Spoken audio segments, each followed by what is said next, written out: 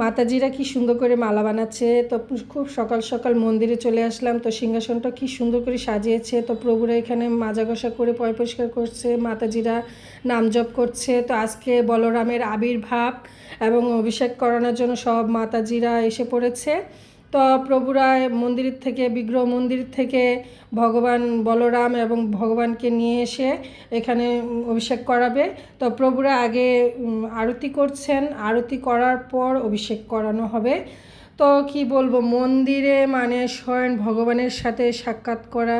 তো খুব খুব ভালো লাগছে, সবার সাথে একটা পূজা মানে অভিষেক করাটা খুব আনন্দের ব্যাপার। আমার তো ভীষণ ভালো লাগছে। উপবাস থেকে চলে গেলাম ভগবানের এখানে। তো অভিষেকটা দেখছি বসে, প্রভুরা কি সুন্দর করে অভিষেক করাচ্ছেন।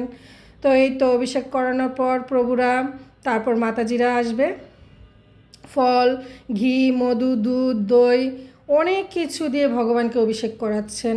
তো যাই হোক, মাতাজিরা এত বিশৃঙ্খলা করছে বলার বাইরে। তো মাতাজিরা পরে আমিও অভিষেক করালাম, ভগবানকে খুব ভিড় হয়েছিল।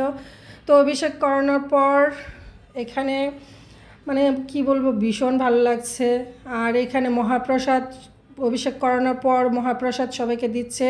মহাপ্রসাদে ছিল ছানার তরকারি, শুক্তার ডাল, শাক এবং মুগ ডাল আর চাটনি, মিষ্টান্ন ছিল। তো যাই হোক, ভগবানের প্রসাদ নেওয়া হলো। তো বাড়ি যাওয়া। জয় বলরাম।